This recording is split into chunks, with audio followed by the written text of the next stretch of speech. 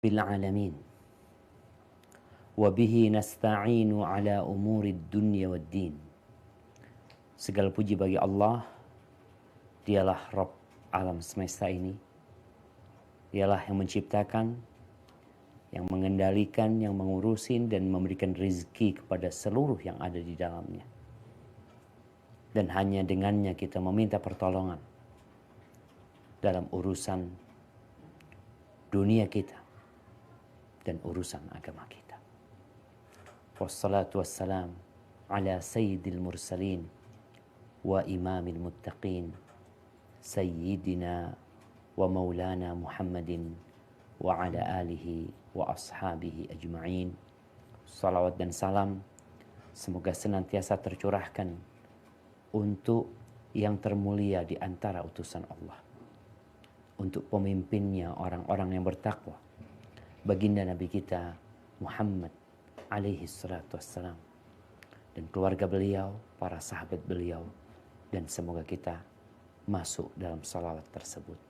Amma ba'd, yang pertama ana ucapkan jazakumullah khairan atas kesempatan yang diberikan. Ana benar-benar merasa tersanjung dengan diundang untuk sedikit berbagi dengan para dokter. Yang kita semua tahu profesi dokter ini adalah profesi yang diperebutkan oleh banyak orang. Tidak semua yang mendaftar di fakultas kedokteran itu diterima. Belum lagi ketika naik ke jenjang selanjutnya untuk spesialis. Entah apa sebenarnya yang menyebabkan profesi ini diperebutkan oleh banyak orang. Dan banyak orang juga memandang profesi ini profesi yang sangat mulia. Mereka bangga sekali tatkala memiliki anak seorang dokter, atau tatkala memiliki menantu seorang dokter, atau sang anak berbangga tatkala memiliki ayah seorang dokter. Kalau dilihat sih pekerjaan dokter ini berat, banyak menyita waktu. Pekerjaan dokter ini termasuk pekerjaan yang terkadang harus mengorbankan keluarga, karena waktu lebih banyak diberikan kepada umat daripada untuk keluarganya. Apakah yang menyebabkan perebutan itu pahala yang besar yang dijanjikan kepada para dokter, kepada orang-orang yang suka menolong orang lain? Atau ada niat lainnya? Mungkin setiap dokter sejatinya harus mengevaluasi dirinya. Apa sih motivasi dia menjadi dokter? Kenapa dia mau capek, berlelah untuk menjadi dokter? Mengeluarkan biaya yang tidak sedikit, menghabiskan waktu yang cukup panjang, yang sekali lagi kadangkala keluarga dia korbankan untuk profesi tersebut. Yang jelas Allah Azza wa Jalla berfirman di surat Asy-Syura ayat 19-20. Silakan dibaca.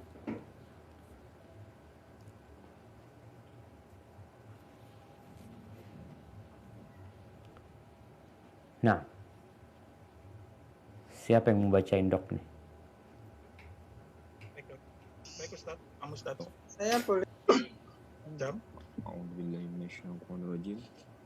Allah latifum bi'ibadihi yarzuqu man yasha' wa huwal qawiyyul aziz. Man kana yuridu harsal akhirati nazilhu fi harsihi wa man kana yuridu harsad dunya nu'tihi minha wa ma lahu fil akhirati min nasib. Allah maha lembut terhadap hamba-hambanya. Dia memberi rezeki kepada siapa yang dia kehendaki. Dan dia maha kuat, maha perkasa. Barang siapa menghendaki keuntungan di akhirat, akan kami tambahkan keuntungan itu baginya. Dan barang siapa menghendaki keuntungan di dunia, kami berikan kepadanya sebagian darinya keuntungan dunia. tetapi dia tidak akan mendapat bagian di akhirat. Nah,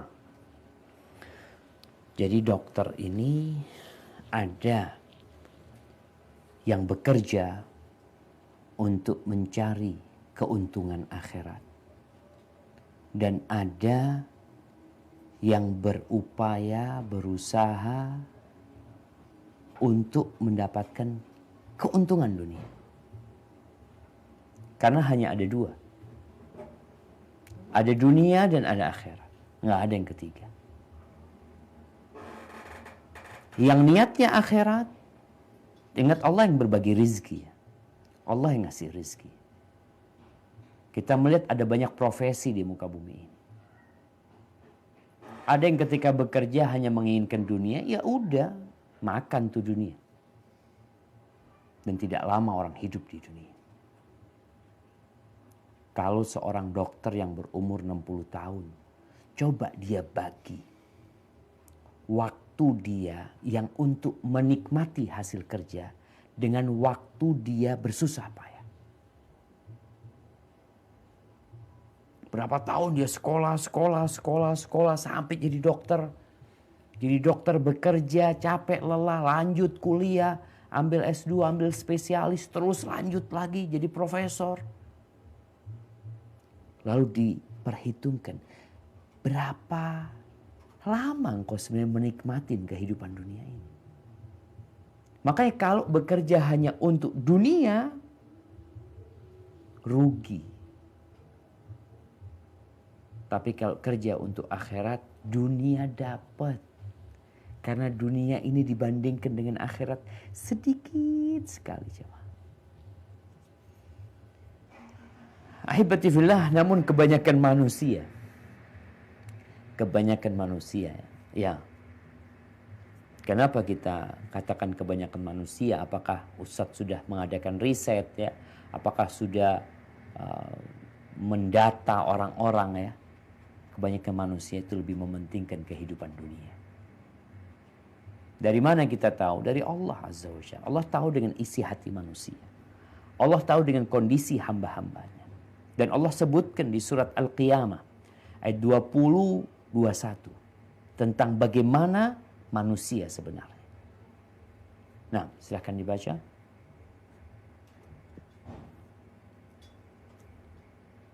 A'udzu billahi minasyaitonir rajim. Kalla bal tuhibbunal 'ajilah wa tadharunal akhirah. Tidak, bahkan kamu mencintai kehidupan dunia dan mengabaikan kehidupan akhirat. Nah, itu kita jemaah. Itu ujian yang Allah berikan kepada kita. Dunia ini menggoda, menipu banyak orang. Tatkala dia sampai di puncak kejayaan, di puncak kesuksesan, subhanallah, Allah mencabut nyawa dia. Hasil kerja dia berpuluh-puluh tahun, dia tinggalkan semuanya. Bal tu'thiruna al-hayata dunya wal akhiratu khairu wa abqa. Kalian benar-benar lebih mementingkan kehidupan dunia. Sedangkan akhirat itu lebih baik dan lebih kekal. Ahibati fillah. Terus kalau kita bicara surga dan nerakanya dokter. Sebenarnya sih kalau melihat surga dan neraka ini, dokter dan yang lainnya sama aja. Surga dan nerakanya dokter ini dekat. Jangan berpikir kalau ustadz itu surganya dekat, nerakanya jauh. Enggak. Sama aja. Rasulullah sallallahu alaihi wasallam sebagaimana diriwayatkan oleh Abdullah bin Mas'ud, dan hadis ini dikeluarkan oleh Imam Bukhari rahimahullahu taala, beliau bersabda alaihi salatu wasallam, al-jannatu aqrabu ila ahadikum min syiraki na'lihi. Surga itu lebih dekat kepada kalian daripada tali sandal kalian. Surga itu. Ini secara umum nih, bukan bicara dokter aja. Siapapun manusianya. Maka surga itu lebih dekat kepada kalian daripada tali sandal kalian. Wan naru mithlu dzalik. Tapi neraka juga sama seperti itu. Artinya orang mau masuk ke surga itu mudah sekali, tinggal melangkah masuk surga. Kalau Allah mudahkan bagi dia. Tapi mau masuk ke neraka pun tinggal satu langkah dia masuk neraka. Hadis yang baru saja kita simak ini mengajarkan kepada kita agar kita tidak meremehkan amal kebajikan dan tidak menyepelekan perbuatan dosa. Jangan-jangan gara-gara itu dosa kita masuk neraka. Namun kalau bicara profesi dokter, karena profesi dokter ini profesi yang mengandung banyak manfaat buat manusia, termasuk profesi yang sangat dicintai oleh Allah Azza wa Jalla. Apabila niatnya benar dan jalannya benar. Karena ada yang niatnya nggak benar, jalannya nggak benar. Ada yang jalannya benar, niatnya nggak benar. Ada yang niatnya benar, jalannya nggak benar. Dua-duanya harus benar. Nggak asal niat menjadi dokter. Yang penting niat ana baik. Kalau engkau mencelakakan orang, maka engkau tidak akan menjadi orang yang dicintai Allah Azza wa Jalla. Pernah datang seorang kepada Rasul sallallahu alaihi wasallam. Lalu orang ini berkata, "Ya Rasulullah, alaikas salatu wassalam ya Rasulullah. Ayyun nasi ahabbu ilallah? Wa ayyul a'mali ahabbu ilallahi azza wa jalla." Wahai Rasulullah, siapakah manusia yang paling dicintai Allah? Dan amalan apakah yang paling dicintai Allah azza wa jalla? Subhanallah, ini orang gak tanya amalan-amalan yang remeh. Dia bertanya dari semua amalan soleh yang ada, yang paling dicintai Allah itu apa? Tentunya setelah orang ini beriman. Semuanya beriman, sama nih. Tinggal gimana sekarang melihat orang yang paling dicintai Allah Azza wa Jalla. Kata Nabi alaihi salatu wassalam, "Ahabbun nasi ilallahi anfa'uhum linnas." Orang yang paling dicintai Allah adalah orang yang paling bermanfaat buat orang lain. Masya Allah. Dokter nih, apalagi sekarang COVID-19 nih. Mereka berada di garda terdepan. Bagaimana manfaat yang diberikan oleh dokter kepada pasien, kepada masyarakat, dan kepada bangsa ini. Sangat besar manfaat mereka. Sehingga kehilangan seorang dokter itu menjadi bencana sebenarnya. Maka orang yang paling dicintai Allah adalah orang yang paling bermanfaat buat orang lain. Pertanyaannya, apakah benar engkau bermanfaat buat orang lain? Kita orang awam yang bukan dokter melihat, Masya Allah nih. Banyak orang ya, Alhamdulillah aku berangkat dari dokter fulan ya. Dokternya baik banget, dikasih resep ini itu, Alhamdulillah sembuh aku, Masya Allah. Kasih nasihat ini dan itu, Subhanallah. Apalagi dokter bedah nih. Yang memang biasanya untuk kondisi-kondisi yang sudah akut, yang harus dilakukan operasi. Mengangkat kanker, mengangkat ini, itu penyakit, subhanallah. Itu orang yang paling cintai Allah. Yang paling bermanfaat buat orang lain. Kemudian amalan apa yang paling dicintai Allah Azza wa Jal? Kata Nabi alaihi salatu wassalam, sururun tudkhiluhu ila muslim. Kegembiraan yang engkau transfer kepada seorang muslim. Kegembiraan yang kau transfer kepada seorang muslim. Au takshif anhu kurbah. Atau engkau menyingkap kesulitan dia. Au taqhiddi anhu dainan. Atau engkau melunasi hutang dia. Manfaat buat orang lain. Au tatrud anhu ju'an. Atau engkau mengusir rasa lapar dari diri dia. ditraktir, kirimi makanan, Masya Allah. Wala an amshi, kata Nabi SAW, berjalannya aku bersama saudaraku, fi hajatin, ngurusin hajat dia. Jalan, nemenin saudara kita, ngurusin hajat dia, dia punya kebutuhan, kita bantuin, baik itu di rumah sakit, di tempat manapun. Itu kata Nabi SAW, ahabbu ilayya min an a'takifa fi hadzal masjid syahran. Itu lebih aku cintai daripada aku iktikaf di Masjid Nabawi 1 bulan. Bayangin nih, iktikaf tuh di bulan Ramadan. Kebanyakan orang tuh iktikaf 10 hari terakhir. Ini sebulan penuh iktikaf. Ternyata Nabi SAW lebih mencintai untuk membantu saudara kita menyelesaikan urusan dia.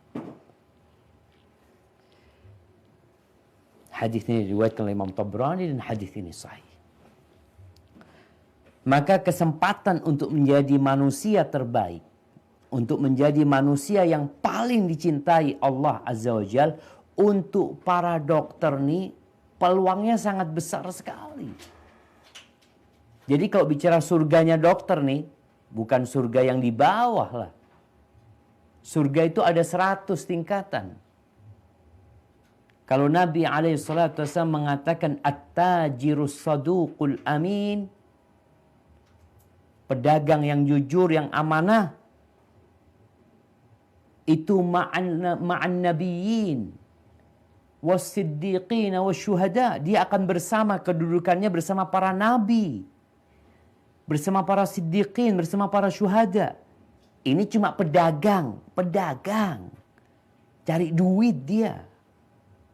Tapi dia jujur, dia amanah bersama para nabi. Gimana dengan dokter yang memberikan manfaat kepada umat manusia? Maka tentunya peluang untuk masuk surga yang tinggi itu sangat besar. Namun untuk masukkan neraka juga cukup besar. Karena orang yang sakit itu biasanya percaya 100% kepada dokter. Kadangkala sebelum dia melakukan operasi, kasih tahu coba cari dokter lain alternatif. Ternyata ke dokter satunya dikatakan iya harus operasi. Jadi mereka alternatifnya pun ke dokter juga, nggak kemana-mana. Bicara tentang surga, Allah Azza wa Jal berfirman di surat Ali Imran ayat 133. Surga ini disediakan buat siapa sih? Buat siapa surga ini? Kita di dunia, di negeri untuk beramal, untuk capek, berlelah. Kira-kira kita ini dapat nggak surga Allah SWT? Kalau dikatakan surga itu dekat. Ya, kalau engkau punya tiket, insya Allah masuk surga. Maka adalah kita melihat, kita ini bawa tiket enggak. Jangan cuma keinginan. Mamanya kita berkeinginan masuk ke taman wisata atau tempat wisata. Bagus banget, ana punya keinginan, ana mau berangkat ke sana. Tapi sampai sana kok nggak punya tiket, nggak bisa masuk. Kalau sekedar keinginan. Coba kita baca.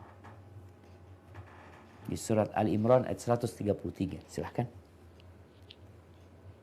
A'udzu billahi minasyaitonir rajim. Wasari'u ila maghfiratin min rabbikum wa jannatin 'arduha. Suaranya kecil ya, bisa diangkat.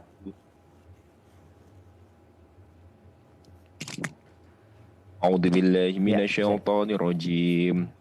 وسارعوا إلى مغفرة من ربكم وجنة عرضها السماوات والأرض أعدت للمتقين. Dan bersegeralah kamu mencari ampunan dari Tuhanmu dan mendapatkan surga yang luasnya seluas langit dan bumi yang disediakan bagi orang-orang yang bertakwa. Masya Allah. Jadi surga itu ternyata disediakan bagi orang-orang yang bertakwa. Tadi yang kita bicarakan tentang amalan yang paling dicintai Allah, orang yang paling dicintai Allah. Nah, tapi syaratnya tuh orang harus bertakwa. Apa takwa? Takwa itu melaksanakan perintah dan menjauhi larangan. Takwa itu menjalankan aturan. Itu tuh bertakwa. Dan takwa itu tempatnya di sini. Nabi SAW menunjuk kepada dadanya, kepada jantungnya sambil mengatakan at-taqwa hahuna, at-taqwa hahuna, at-taqwa hahuna. Di sini tempatnya takwa. Allah tuh nggak ngelihat kepada penampilan kita, jamaah. Allah tuh nggak ngelihat kepada rupa kita. Tapi yang Allah lihat, walakin Allah yanzuru ila qulubikum wa a'malikum. Yang Allah lihat adalah hati kalian, tempatnya takwa dan amal yang kalian kerjakan. Ahibati fillah. Dia dokter yang bertakwa tuh yang gak ngawur dalam prakteknya. Kalau dia nggak ngerti, ya katakan nggak ngerti. Jangan sampai membahayakan orang lain. Bertakwa kepada Allah itu bekerja dengan menyempurnakan pekerjaan. Beberapa kejadian dan malpraktek, seorang yang dioperasi meninggal dunia, ternyata ada gunting yang ketinggalan di perutnya. Kadangkala seperti itu. Maka takutlah kepada Allah Subhanahu wa taala. Kemudian takwa kepada Allah ini buat dokter ya. Karena interaksi dokter ini laki sama perempuan, perempuan sama laki-laki. Maka ingat dengan aturan Allah Subhanahu wa taala. Allah memerintahkan kepada para laki-laki yang beriman untuk menundukkan pandangan mereka. Dan Allah memerintahkan kepada wanita-wanita yang beriman untuk menundukkan pandangan. Dan untuk dokter, terkadang dia harus menggunakan pandangan mata dia untuk memandang memang. Maka hendaklah engkau belajar kapan diperbolehkan memandang dan kapan tidak memandang. Para ulama menyebutkan ya tentang tata tertib berangkat ke dokter. Yang pertama, apabila seorang perempuan mau berangkat ke dokter, maka hendaklah dia berangkat ke dokter perempuan yang muslimah. Terus kalau nggak ada dokter perempuan yang muslimah, berangkat ke dokter perempuan yang non-muslim. Bukan ke dokter laki. Masih disuruh mencari yang perempuan. Kalau urusannya harus melihat aurat dia. Perempuan, dokter perempuan. Kalau nggak ada terpaksa baru dokter laki yang muslim. Baru setelah itu dokter laki yang non-muslim. Karena masalah memandang, masalah menyentuh, ini perkara yang benar-benar dijaga dalam agama kita. Agar tidak terjadi pelecehan seksual. Akan tidak terjadi perzinaan. Makanya Allah berfirman di surat An-Nur ayat 30. Coba kita renungkan ayat ini. A'udzu billahi minasyaitonir rajim. Kullil mu'minina yaghuddu min absarihim wa yahfudhu furujahum. Dzalika azka lahum. Innallaha khabirum bima yasna'un. Katakanlah kepada laki-laki yang beriman agar mereka menjaga pandangannya dan memelihara kemaluannya. Yang demikian itu lebih suci bagi mereka. Sungguh Allah Maha mengetahui apa yang mereka perbuat. Dan ingat, tidak ada fitnah yang lebih besar buat kaum laki-laki lebih daripada perempuan. Dan kebanyakan dosa itu bermula dari pandangan mata. Ketika ada seorang sahabat yang bertanya kepada Nabi SAW tentang pandangan mata yang tidak sengaja. Nggak sengaja ngelihat. Apakah boleh dilanjutkan? Nggak boleh. Isrif basar. Palingkan pandangan. Rasulullah SAW mengatakan, an-nadhratu sahmun min sihami iblis al-masmumah. Pandangan mata itu adalah anak panah beracunnya iblis. Beracun dia. Jangan dipikir, oh enggak, kita profesional Ustadz, kita dokter. Tetap. Ketika engkau menjadi tenaga profesional, setannya semakin besar. Kenapa? Karena orang-orang tidak akan berburuk sangka. Seperti cerita Nabi SAW ketika ditanya, kata Nabi SAW, iyyakum wad-dukhul ala nisa. Kalian jangan masuk-masuk dulu ke tempat perempuan. Jangan. Majelisnya perempuan, ya perempuan lah. Kalian jangan masuk-masuk. Lalu ada yang bertanya kepada Nabi SAW. Ara'aital hamu ya Rasulullah. Gimana kalau yang masuk itu iparnya? Kata beliau, alhamu al-maut. Kalau ipar yang masuk ke tempat perempuan, maka kematian yang datang. Jadi jalan menuju ke perzinaan itu semakin terbuka. Kemudian ingat dokter juga bicara berduaan. Mau berduaan dengan perawat, mau berduaan dengan pasien. Kata Rasulullah SAW, la yakhluwanna rajulun bimra'atin illa wasyaitanu thalithuhuma.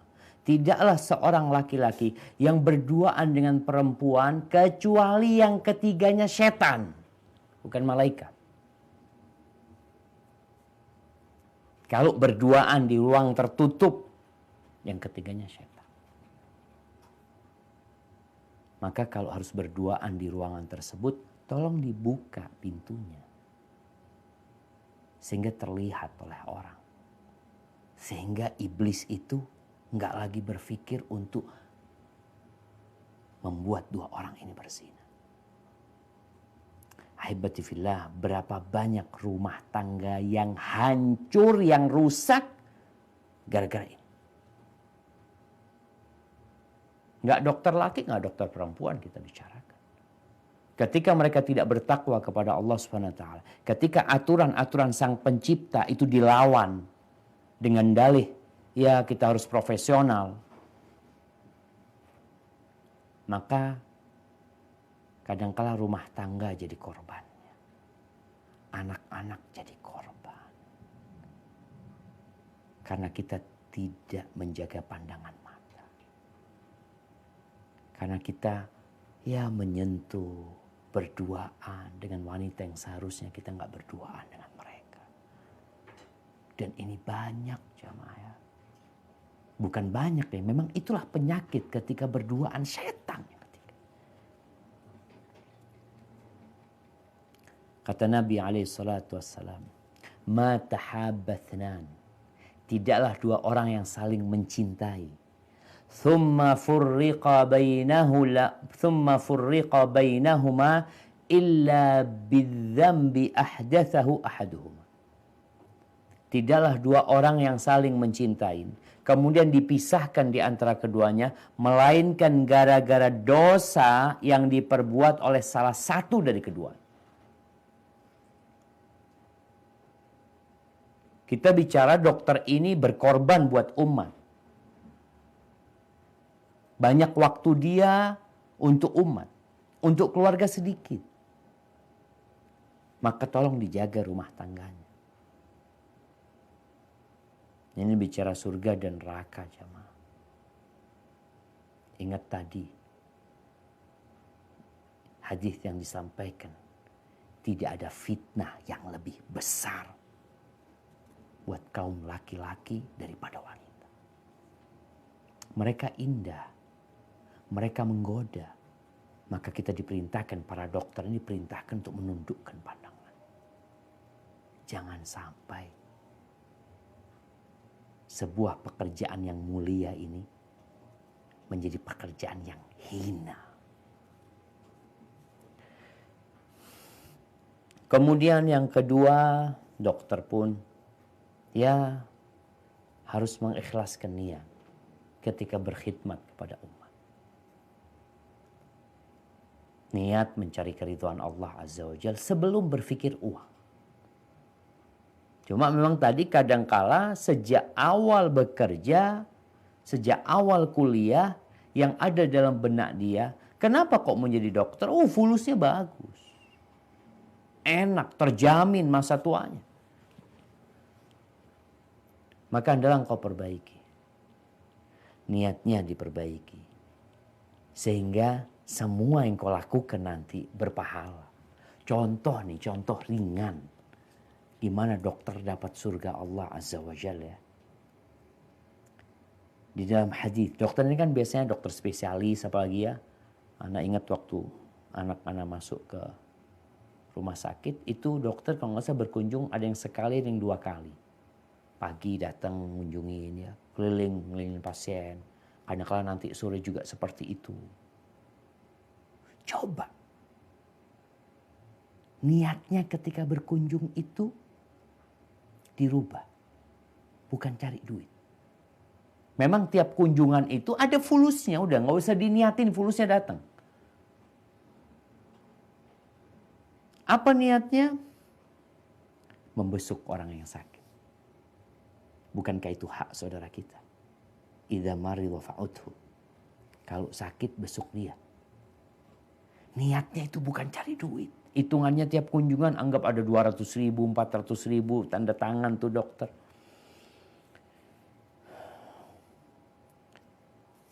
Ini hadis Thuwair. Dia meriwayatkan dari ayahnya. Dia berkata, akhadha Aliun biyadi. Faqala antaliq bina ilal Hasan bin Ali na'uduhu. Ali ini pegang tanganku, ngajak aku untuk membesuk Hasan bin Ali. Fawajadna indahu Abu Musa al-Asy'ari. Di situ ada sahabat Nabi yang lainnya, Abu Musa al-Asy'ari. Hasan lagi sakit. Faqala Ali li Abi Musa. Ali bin Abi Thalib berkata kepada Abu Musa, "Aidan ji'ta am za'iran?" Engkau datang untuk membesuk atau berkunjung? Dalam bahasa Arab itu sebenarnya dibedakan antara membesuk orang sakit dengan berziarah. Ziarah biasanya ya bukan, niatnya bukan membesuk orang sakit, ya kepengin ketemu kawan ya. Faqala aidan, enggak, aku datang untuk membesuk orang yang sakit. Faqala Ali, ini Ali bin Abi Thalib, ini membesuk anaknya sendiri, Ali bin Abi Thalib. Inni sami'tun Nabi sallallahu alaihi wasallam yaqul, aku mendengar Nabi sallallahu alaihi wasallam bersabda. Ini para dokter ini tolong dengerin nih hadis ini. Agar niatmu visit pasien itu dapat pahala, dapat surga. Ma min muslimin ya'udu musliman ghudwatan illa shalla alaihi 70,000 malak hatta yumsi. Tidaklah seorang muslim membesuk saudaranya yang muslim di waktu pagi, melainkan ada 70.000 malaikat yang bersalawat kepada dia sampai sore. 70.000 malaikat, bayangin. Ini membesuk satu orang muslim. Gimana dokter itu membesuk kadangkala puluhan pasien. Kalau hitungannya hanya materi, ya dia akan hitung tuh. Hari ini aku besuk 10 pasien. Kalau sekali besuk 200.000, udah 2 juta dia. Kalau itu yang dalam benak dia, ya ambil tuh 2 juta. Engkau akan dapatkan. Wa man kana yurithu harthad dunya nu'tihi min. Yang ingin keuntungan dunia, Allah kasih. Tapi ini kesempatan sekarang. Engkau membesuk dikasih duit. Gimana nggak seneng jamaah? Dan dapat salawatnya malaikat. Wala ya'uduhu masa'an illa salla alaihi sab'una alfi malak hatta yusbih. Dan kalau dia membesuk di sore hari, visitnya di sore hari ini, maka akan ada 70.000 malaikat yang bersolawat kepada dia sampai pagi. Wa kana lahu kharifil jannah. Allah akan berikan taman buat dia di surga. Allahu Akbar. Hadis riwayat Tirmidzi. Apa ini bukan kesempatan yang besar bagi dokter untuk dapat surga? Dengan cara apa? Niat. Niatnya doang yang dirubah. Tapi kalau niatnya cuma cari fulus, ya dapat tuh fulus. Surga, salawat malaikat nggak dapat. Karena ini hanya untuk orang-orang yang ikhlas. Yang berharap keridhaan Allah Subhanahu wa ta'ala. Dan dokter ini ya hendaklah menjadi pendakwah. Nabi alaihissalatu wassalam mengatakan balighu anni walau ayat, sampaikan dari aku walaupun satu ayat. Tadi ingat ada orang yang pintar dunia tapi tentang akhirat jahil, bodoh. Ada manusia-manusia yang seperti itu. Jangan belajar dokter. Belajar tentang bagaimana menjadi dokter yang baik. Sekarang ada pasien macam-macam nih pasien. Ada pasien yang dibesuk udah kondisi sekarat. Ada pasien yang nggak mau sholat. Ada dokter yang nggak peduli. Ana nggak ngurusin dia sholat nggak ada urusan. Yang penting urusan ana bagaimana dia sembuh. Nggak sembuh pun nggak ada urusan. Ana tetap dapat uang sebenarnya. Mau pasiennya mati pun tetap dokter itu dapat uang. Taib. Apakah engkau tidak membawa beban untuk menjadi umatnya Nabi SAW yang menyampaikan pesan-pesan Rasul SAW? Sampaikan walaupun satu ayat. Ketika melihat pasien yang nggak sholat, seharusnya dokter itu tadi ketika membesuk bertanya kondisinya, tanya gimana udah sholat. Kalau waktu sore membesuk gimana udah sholat asar. Kalau waktu pagi tadi sholat subuh enggak. Apa nggak bisa kayak gitu? Nggak bisa. Nggak bisa kayak gitu dokter. Kalau ambisinya cuma dunia nggak bisa dia melakukan itu. Karena yang ada dalam benak dia cuma dunia. Tapi kalau ambisi dia akhirat, dia ini kesempatan nih. Karena pasien itu lebih percaya sama dokter daripada sama ustadz. Di sebagian rumah sakit itu ada ustadz yang keliling membesuk orang-orang yang sakit. Yang mendoakan mereka, memberikan arahan kepada mereka. Nggak ada masalah, biar dia melakukan tugasnya. Tapi dokter pun melakukan tugasnya. Sebagai seorang muslim, dia muslim, ana muslim. Kenapa ana tidak mengajak dia untuk sholat? Apakah mengatakan, Ustaz, ana nggak tahu, nggak paham Ustaz tentang sholat. Engkau tahu sholat itu rukun Islam. Yang orang sakit pun tetap wajib sholat. Selama akal dia ada bersama dia. Dan dokter akan bertanggung jawab di hadapan Allah SWT. Man ra'a minkum mungkaran. Barang siapa yang melihat kemungkaran, hendaklah dia merubah dengan tangannya. Gak mampu maka dengan lisannya. Gak mampu maka dengan hatinya. Itu iman yang paling rendah. Dokter ini punya kekuatan. Ketika dokter mengatakan kepada pasien, kalau nggak sholat, Anda nggak akan membesuk. Aku nggak akan kasih resep. Sampai dengan perawat, tolong nih. Ketika dia nggak sholat, jangan dikasih obatnya. Kenapa? Yang memberikan kesembuhan itu bukan dokter. Wa idza maridtu fahuwa yashfin. Kata Nabi Ibrahim, kalau aku sakit yang menyembuhkan aku itu Allah Azza wa Jal. Bukan obat, wala dokter, wala rumah sakit. Maka hendaklah dokter menanamkan itu di diri pasien. Sesama muslim, kita bicara sesama muslim. Yang mungkin aturan rumah sakit, enggak lah rumah sakit enggak ada aturan kayak gitu. Saat yang penting membesuk ya. Tapi ingat, kita bicara niatmu ketika membesuk tadi sudah lillahi ta'ala. Membesuk saudaramu yang sedang sakit. Maka ketika itu manfaatkan untuk mengajak dia kepada Allah Azza wa Jalla. Subhanallah, gimana kalau orang itu kemudian sholat, kemudian mati husnul khotimah dalam kondisi dia sudah sholat. Gara-gara sebabnya nih dokter, Allahu Akbar. Betapa besarnya pahala dokter ini. Kemudian dokter ini harus amanah. Karena ya la dina liman la amanata lahu. Orang ini kalau nggak punya amanah, kemana agama dia? Agama ini mengajarkan dia untuk amanah. Kita lihat di negeri kita jamaah, ada dokter-dokter yang tidak amanah. Seperti klinik-klinik aborsi. Ada di negeri kita dan ya mungkin tidak sedikit. Allah Azza wa Jalla berfirman di surat An-Nisa ayat 58. Nah,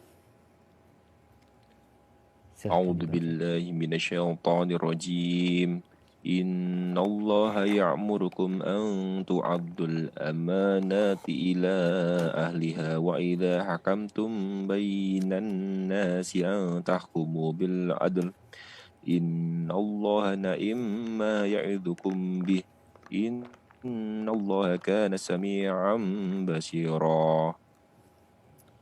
Sungguh Allah menyuruhmu menyampaikan amanat kepada yang berhak menerimanya. Dan apabila kamu menetapkan hukum di antara manusia, hendaknya kamu menetapkannya dengan adil. Sungguh Allah sebaik-baik yang memberi pengajaran kepadamu. Sungguh Allah Maha mendengar, Maha melihat. Barakallahu fikum. Laksanakan amanah. Dokter itu disumpah. Ada kode etik dokter yang harus dijalankan. Jangan berkhianat. Berkhianat itu sifat orang-orang munafikin. Gimana nih kalau ada dokter yang menjual pasiennya ke perusahaan-perusahaan obat. Pasien itu dijual.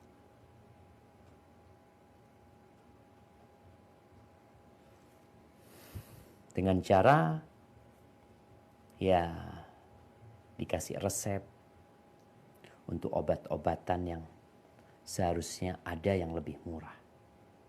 Dia kasih yang lebih mahal. Atau obat-obat yang seharusnya tidak diresepkan, dia tulis. Karena kadang-kala ada kolusi antara dokter, oknum ya kita bicara, dengan pabrik-pabrik obat ini. Kenapa muncul kemudian beberapa ide, bukan beberapa ide ya. Mungkin beberapa pemikiran bahwasanya COVID-19 ini konspirasi. Ada yang seperti itu berpikir. Ada yang berpikir, oh ini untuk jualan vaksin, ini untuk jualan obat. Karena memang terjadi ada oknum-oknum yang menyalahgunakan profesi dia untuk jualan obat dia. Haibatifillah. Ingat, orang yang sakit itu percaya full. Percaya. Sama dokter suruh beli ini, beli ini, beli itu. Dia beli. Karena dia ingin sembuh. Tapi sebagai seorang muslim ingat. Kalau engkau muslim, kalau munafik beda lagi. Tanda-tanda orang munafik itu kalau dikasih amanah dia berkhianat. Berkhianat. Karena dia memang cari dunia. Dari awal kita bicara niat. Ketika ambisinya dunia, maka jalannya nggak benar. Kebanyakan kayak gitu. Karena ambisi dia dunia. Haibati fillah. Ketika Nabi SAW menceritakan atau menjelaskan hak saudara kita sesama muslim. Salah satunya tadi ketika sakit kita membesuk dia. Di antara hak dia, idzastansahaka fansahu. Kalau dia minta nasihat kepadamu, maka kasih nasihat dia. Pasien ini ketika datang ke dokter, dia minta kepada dokter supaya dikasih obat yang paling bagus, dikasih arahan yang paling bagus, dia konsultasi dan dia bayar untuk itu. Maka kemudian engkau berkhianat ketika dia minta nasihat. Subhanallah. Jarir bin Abdullah al-Bajali. Dia menyuruh pembantunya untuk beli kuda. Carikan kuda yang bagus di pasar. Berangkat ke pasar nih pembantunya. Dia lihat, dapat kuda bagus. Tawar menawar jadi harga 300 dirham. Itu kuda. 300 dirham. Ya kira-kira 30 juta. Ya. Dibawa nih.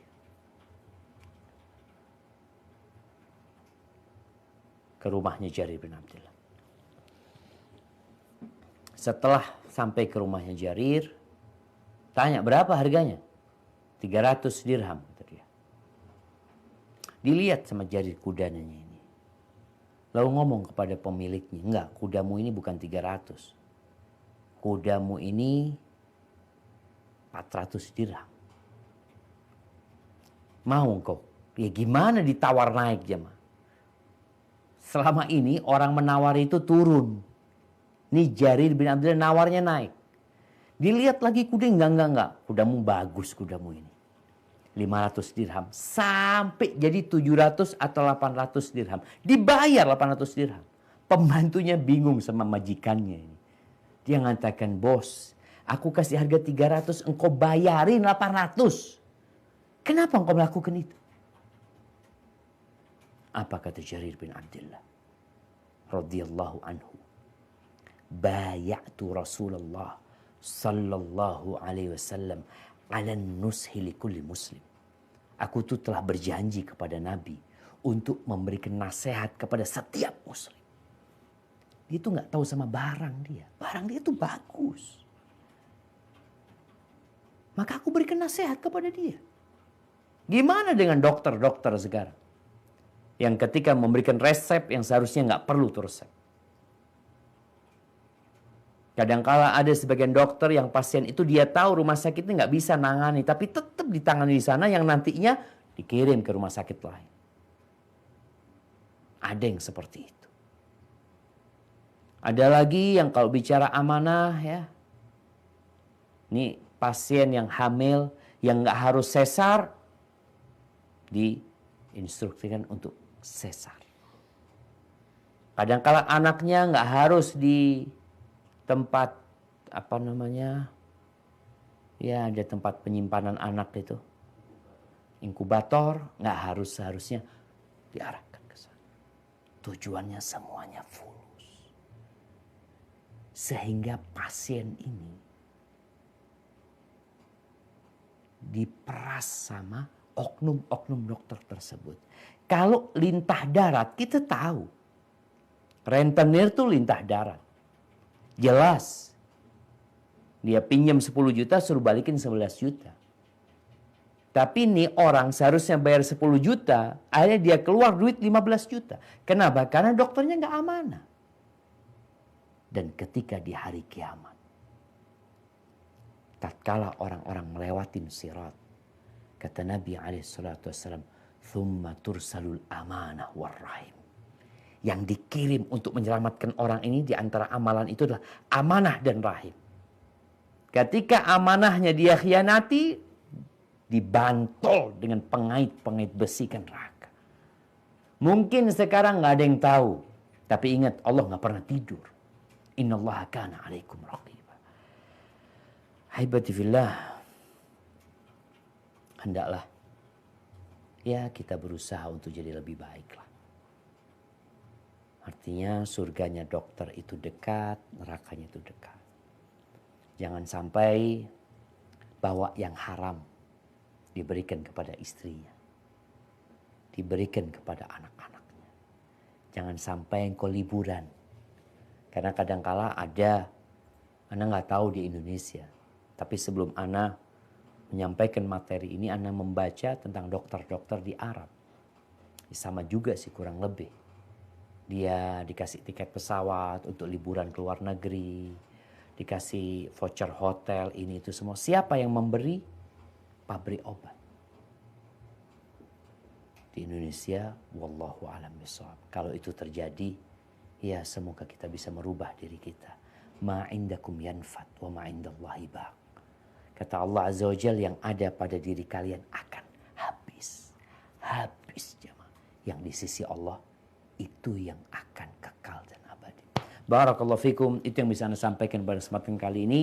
Semoga bermanfaat buat yang menyampaikan dan buat yang mendengarkan.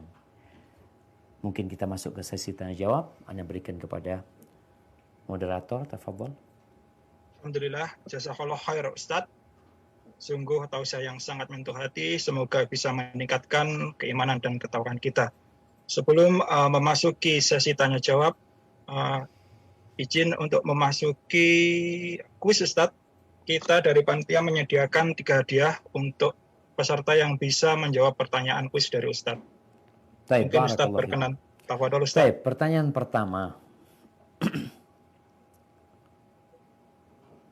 Siapakah orang yang paling dicintai Allah Azza wa Jalla?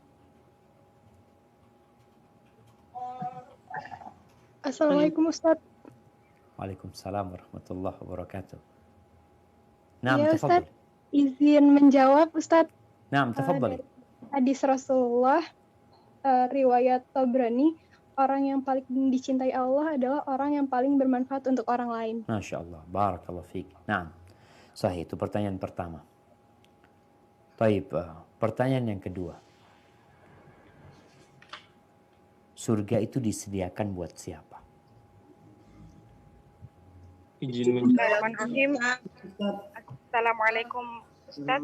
Waalaikumsalam warahmatullahi wabarakatuh. Ini moderatornya kayaknya nggak milih siapa yang mau jawab. Nah, tafadhali, silakan. Surga disediakan untuk orang-orang yang bertakwa Ustaz. Ahsanti, barakallahu fikum. Baik, yang terakhir. Ini pertanyaan yang terakhir tentang pahala membesuk orang yang sakit. Apa? Saya Ustaz. Assalamualaikum. Assalamualaikum Ustaz. Mantap lah kau. Nah, Saya izin menjawab. Tafadhal. Dari hadis Rasulullah tadi. Perkenalkan dulu Ustaz, nama saya Muhammad Ramzi. Dan saya kebetulan dokter muda FK Fakultas Kedokteran Muhammadiyah Surabaya Ustaz. Masya Allah. Ahlan wa sahlan, Dok. Mohon Tafadhal, doanya, Dr. Ustaz. Ramzi. Untuk dari hadis Rasulullah tadi, barang siapa yang menjenguk pahala bagi seorang yang menjenguk orang yang sakit ketika pagi hari akan diberi 70 malaikat bersolawat kepadanya hingga sore hari. 70.000. 70.000. Ya, mohon maaf. 70.000. Siap. Namun ketika sore hari dia menjenguk saudaranya yang sakit ketika sore hari, akan ada 70.000 malaikat juga yang bersolawat kepada dia. Terus dia akan dapat taman di surga nantinya. Ya, Nah, ada barakallahu teman di fikum. situ. Syukran Ustaz. Wa iyyakum barakallahu fikum. Jadi moderator tuh harus tahu siapa yang jawab tadi itu. Soalnya yang dua tadi Ustaz. memperkenalkan dirinya, Dok. Sudah ada tim yang mencatat Ustadz. Alhamdulillah. Nanti dihukum. 6. Baik. Selanjutnya kita buka sesi tanya jawab. Mungkin kita beri kesempatan kepada jamaah yang ingin bertanya secara langsung. Silakan kepada Febrian Naufaldi, Dr. Febrian Naufaldi. Kami persilakan untuk berbicara secara open mic. Baik. Bismillahirrahmanirrahim. Assalamualaikum warahmatullahi wabarakatuh. Waalaikumsalam warahmatullahi wabarakatuh. Ahlan wa sahlan. Tafadhal, Dok. Ana Febrian Naufaldi. Ana sebelumnya lulusan Fakultas Kedokteran Universitas Jember, Ustaz. Masya Allah, tetanggaan antum ini. Mungkin Ustaz, Ana beberapa kali sering menghadiri STD Imam Syafi'i kajian Ustaz. Masya Allah. Sekarang Ana bersekolah, berlanjut sekolah spesialis di UGM, Ustaz. Alhamdulillah. Saya sebagai residen anestesi, Ustaz, dokter bios, Ustaz. Ada hal yang ingin saya tanyakan, Ustaz.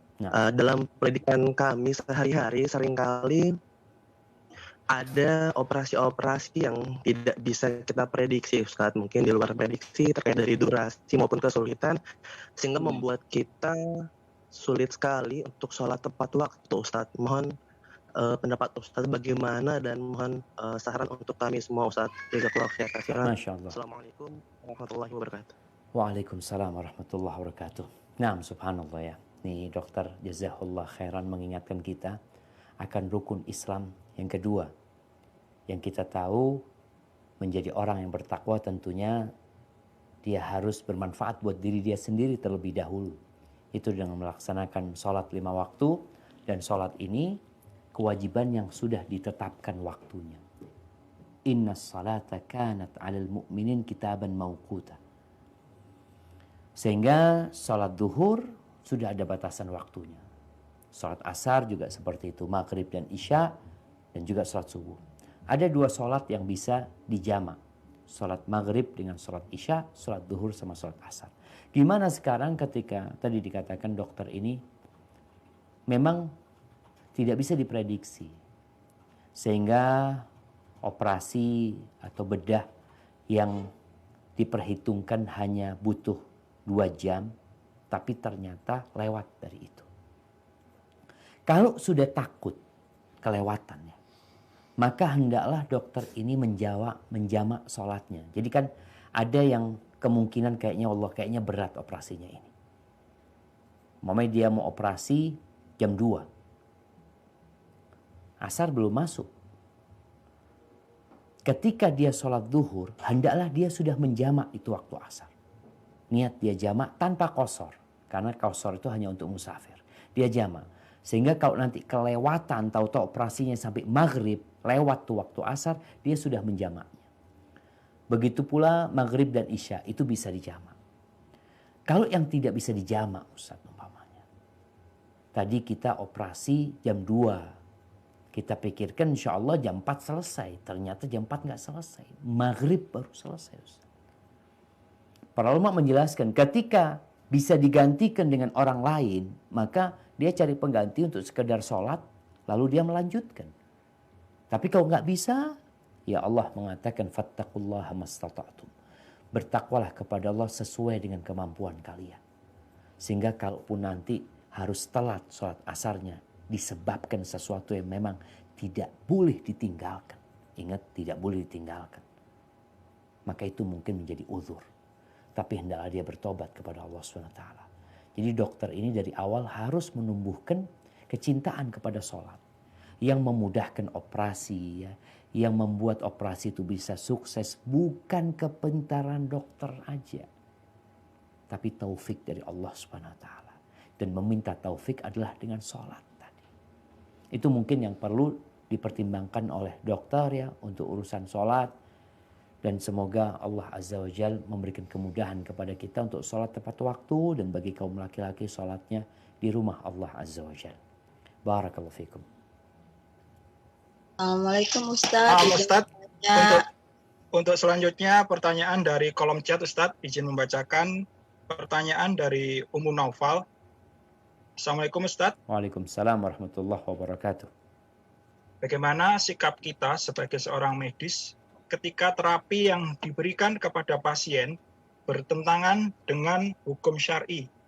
Misalnya terapi musik pada penyakit tertentu. Jazakallahu khair Ustaz. Barakallahu fikum. Naam jamaah. Ada banyak cara orang berobat. Rasul SAW mengatakan, Ma anzalallahu da'an illa anzalalahu syifa. Tidaklah Allah menurunkan penyakit kecuali Allah turunkan obatnya. Tapi kata Nabi SAW, wala tatadawau bil haram.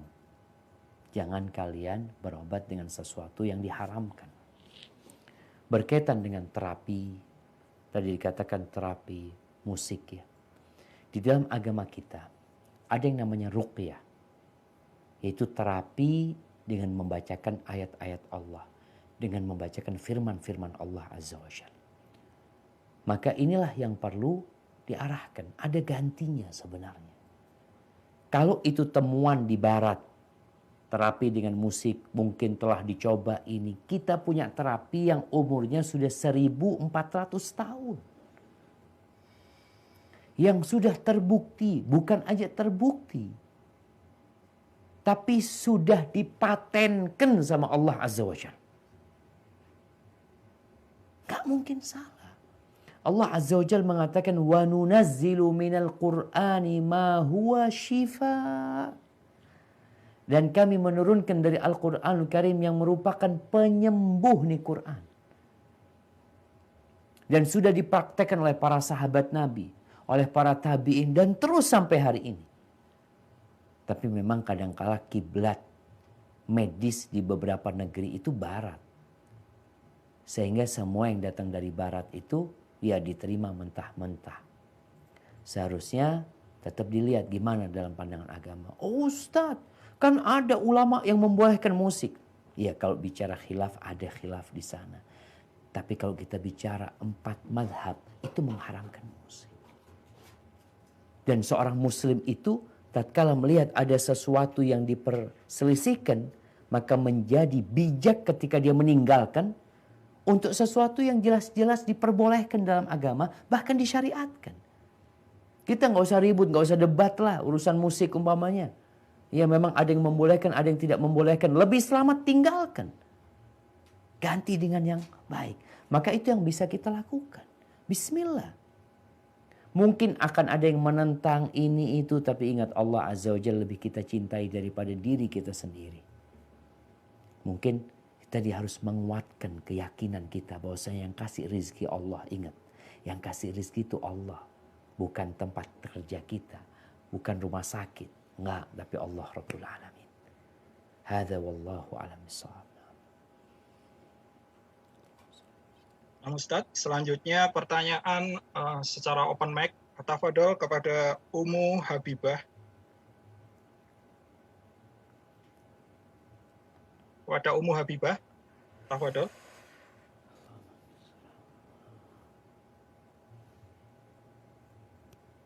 Halo. Naam, tafadhali. Assalamualaikum Ustadz. Waalaikumsalam warahmatullahi wabarakatuh. Saya ingin bertanya bagaimana cara menanggapi, saya kan ini mahasiswa kedokteran, saya sempat terdiskriminasi karena saya jadi semacam itu tidak boleh membeda-bedakan pasien laki maupun perempuan. Apa yang harus saya lakukan ya? Terima kasih. Barakallahu fikum. Inilah jamaah. Kita ini sebagai seorang muslim. Dan Indonesia ini 87,2% muslim. 229 juta muslim. Yang mau tidak mau, ya warna Islamnya itu harus nampak. Apalagi kalau kita bicara di negara demokrasi. Yang katanya 2/3 itu mengatakan A, maka yang 1/3 udah nggak dipertimbangkan. Tapi ternyata kita melihat warna dari umat Islam itu nggak kelihatan. Kemana umat Islamnya gitu? Ada di mana? Sehingga aturan-aturan sekarang lagi dibicarakan oleh pemerintah kita tentang usulan ke DPR tentang minuman keras. Yang masih dipeributkan. Apa manfaatnya? Secara agama diharamkan. Secara medis berbahaya. Menghilangkan akal. Sedangkan sekali lagi kita ini bukan setengahnya yang muslim. Bukan 2/3 yang muslim. Lebih dari itu jemaah. Maka mudah-mudahan umat Islamnya ini tadi, umat Islamnya diharap belajar ya. Kebanyakan kita Islamnya Islam keturunan. Islam itu indah. Islam itu tidak akan mendolimin orang lain. Haram mendolimin orang lain. Walaupun orang lain itu non-muslim. Di dalam agama kita, hak-hak kemanusiaan itu terjaga. Kenapa kita bicara tadi, laki perempuan, kok yang dokter perempuan usahakan ngurusin yang perempuan. Dokter laki, ya tafadhol ngurusin orang laki. Untuk menyelamatkan rumah tangga. Salah satunya. Berapa banyak rumah tangga yang hancur gara-gara arahan agama diabaikan. Ini Allah yang mengarahkan. Kalau bicara tadi perempuan tundukkan pandangannya, laki tundukkan pandangannya. Makanya kadang-kala kita berpandangan sekolah yang laki saja itu ya sekolah bias gender, yang perempuan aja bias gender. Ana seringkali ingatkan di kajian, di Jakarta itu ada sekolahan namanya Canisius yang dibangun oleh pemerintahan Belanda tahun 30 sebelum Indonesia merdeka. Itu khusus kaum laki-laki. Nggak ada perempuan. Kenapa? Karena mereka tahu secara manusia ini laki sama perempuan dikumpulin konslet jamaah. Oh, ini kan belajar silakan. Laki belajar sendiri, perempuan belajar sendiri. Bicara pasien, oke, ketika tadi kita bicarakan urusan pasien ini yang pertama pasien perempuan sama dokter perempuan yang muslimah. Nggak ada dokter perempuan yang non muslim. Nanti nggak ada baru dokter laki-laki. Bukan membeda-bedakan untuk menyelamatkan sang dokter dan sang pasien. Itu kalau ngerti agama. Dan sekali lagi Islam itu menghargai para wanita. Maka kita di harapan Ana semakin banyak dokter yang belajar agama, yang ngerti. Kita ingin memberikan yang terbaik. Ingin memberikan yang terbaik. Karena sejatinya Islam datang dengan yang terbaik. Hanya saja kita ini ditakut-takutin ketika bicara Islam. Oh nanti akan sulit, ini tuh enggak. Semua akan mendapatkan haknya. Dan tidak ada yang dizalimin di dalam Islam. Kalau kita membaca sejarah. Tatkala Islam menaklukkan Mesir. Penduduk Mesir itu membuka tangan mereka, tafadhol. Karena kita tahu ketika kalian datang kita tidak akan dizalimin. Ketika Palestina dikuasai oleh umat Islam. Orang-orang Yahudi yang di masa pemerintahan Nasrani dizalimi, tidak bisa beribadah dengan nyaman. Di pemerintahan Islam dibuka buat mereka untuk beribadah. Karena dihargai. Hak-hak agama itu dihargai. Bukan ketika Islam itu kemudian dipaksa semuanya untuk masuk Islam. Nggak ada. Maka sekali lagi mungkin tugas kita ini, tugas para dokter yang muslim ya. Kita toleransi, kita menghargai. Apalagi di negeri kita, setiap umat beragama itu haknya terjamin untuk melaksanakan agama dia tanpa ada diskriminasi buat mereka. Hadza wallahu a'lam bissawab. Jazakallahu khair Ustaz. Pertanyaan selanjutnya dari kolom chat datang dari Dr. Sevita. Assalamualaikum Ustaz. Waalaikumsalam warahmatullahi wabarakatuh. Saya ingin bertanya, kebetulan Dr. Sevita ini berencana ingin melanjutkan sekolah spesialis Ustaz.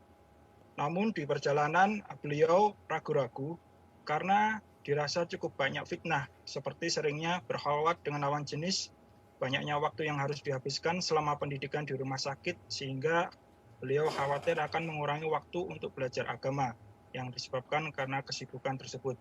Mohon masukan nasihat dari Ustadz. Jazakumullah khair.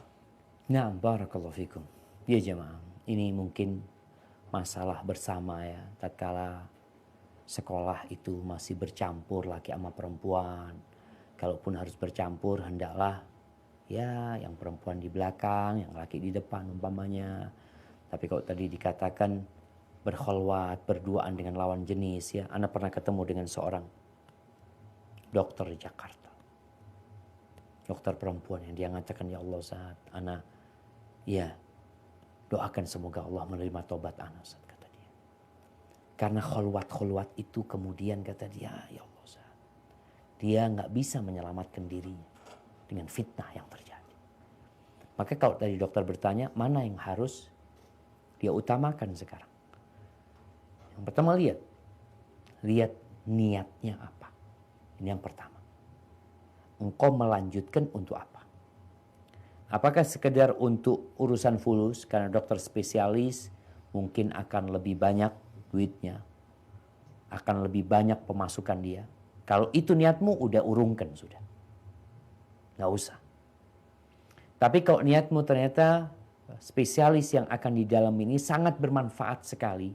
Sehingga dia menjadi salah satu dokter perempuan yang menjadi rujukan untuk kaum hawa nantinya umpamanya. Karena kita tadi bicara dokter perempuan, ya hendaklah pasien-pasien perempuan banyak gitu. Perlu ada dokter perempuan yang spesialis juga. Namun kalau ternyata untuk mendapatkan spesialis itu ada fitnah yang harus engkau lewatin, yang bisa jadi engkau nggak selamat, lebih baik muslim itu mundur. Enggak lah.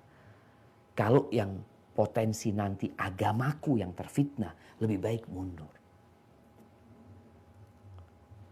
Terus kalau bicara tadi, kalau mungkin dokter ini sudah berkeluarga, maka ingat engkau punya kewajiban kepada suamimu, kewajiban kepada anak-anakmu. Jangan sampai ngurusin umat, ngobatin orang sakit, akhirnya keluarga sendiri tidak terurus. Kalau bicara belajar ilmu agama, alhamdulillah kita malam ini bisa belajar walaupun tidak di bangku pesantren, walaupun tidak di masjid. Artinya menuntut ilmu agama itu banyak caranya. Artinya waktu kita tinggal, kalau kita niat insya Allah punya waktu. Tapi jangan sampai tadi kita mengejar dunia, ternyata agama kita tinggalkan. Yang ditakutkan nantinya juga akhirat kita tidak pikirkan. Padahal dokter ini adalah sebuah profesi yang dekat sekali sama surga sebenarnya. Tapi juga dekat sama neraka. Mungkin itu yang perlu dipertimbangkan. Dan ketika bingung, hendaklah istikharah, minta pilihan sama Allah Subhanahu wa taala. Kadang-kala kita udah musyawarah, udah minta pendapat, kemudian hendaklah kita meminta pendapat Allah Subhanahu wa taala, apakah kita maju atau kita mundur. Barakallahu fiik. Nah. Jazakallahu khair Ustaz. Pertanyaan selanjutnya dari open mic. Kami persilahkan kepada Dr. Dedi Sutia. Kepada Dr. Dedi Sutia, kami persilahkan bertanya kepada Ustadz.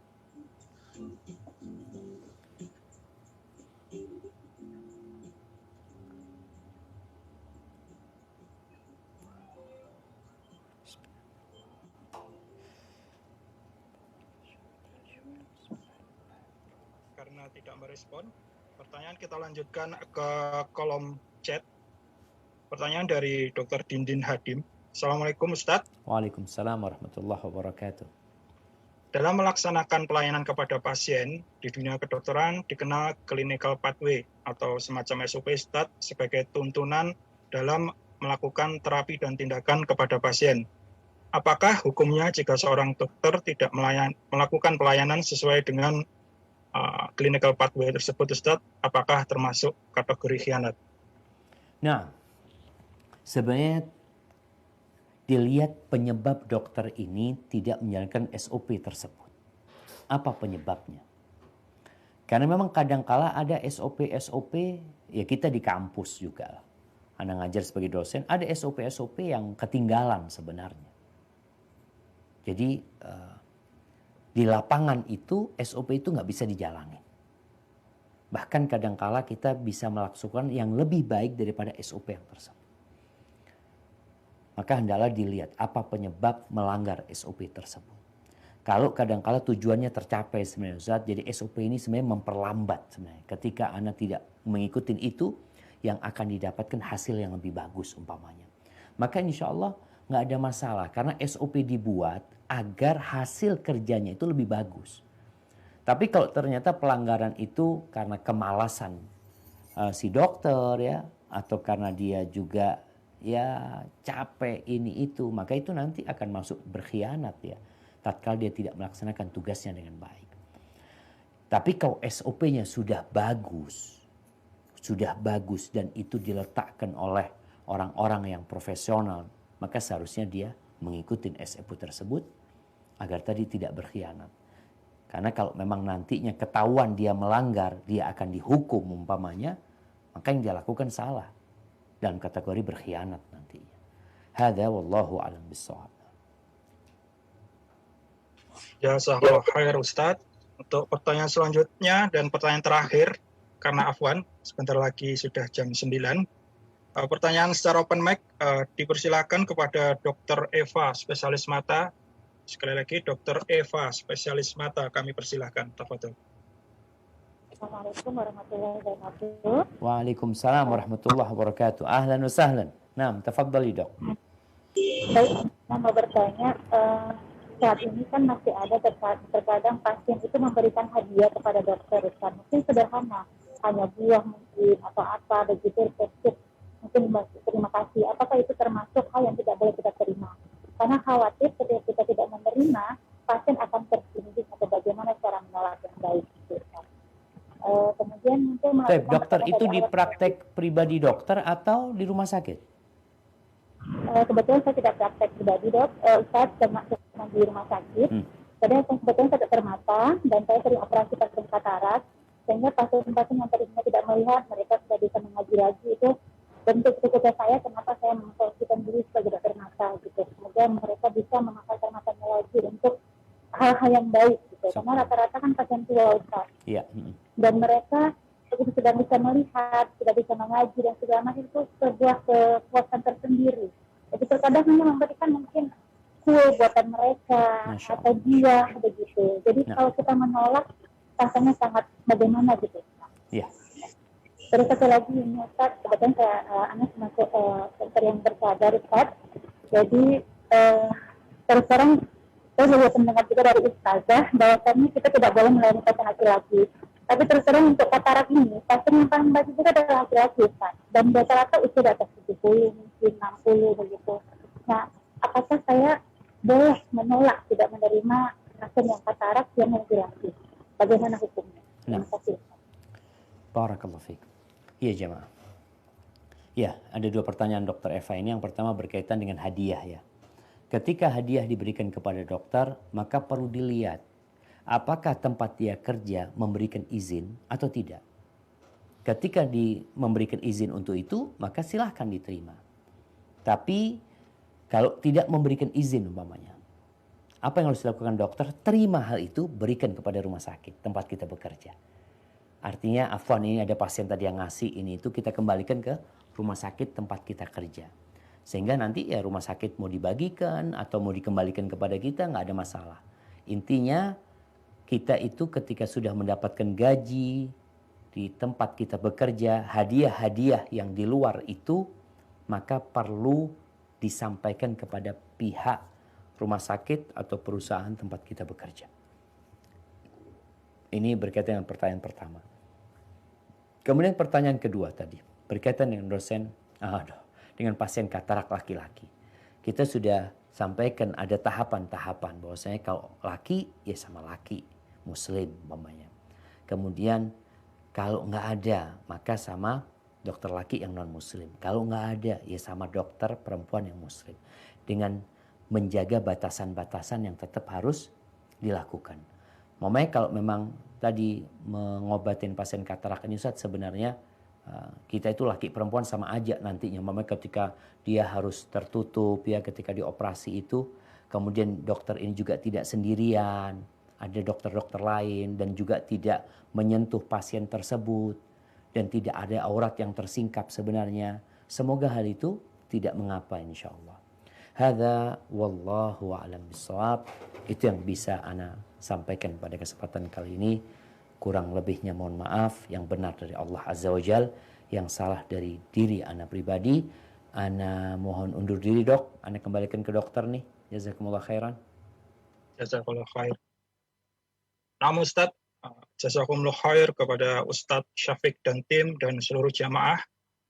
Afwan jidan kepada seluruh jamaah yang pertanyaannya belum bisa terjawab. Insya Allah semoga di lain waktu kita bisa melanjutkan lagi kajian dengan Ustadz Syafiq. Sebelum menutup kajian ini, marilah kita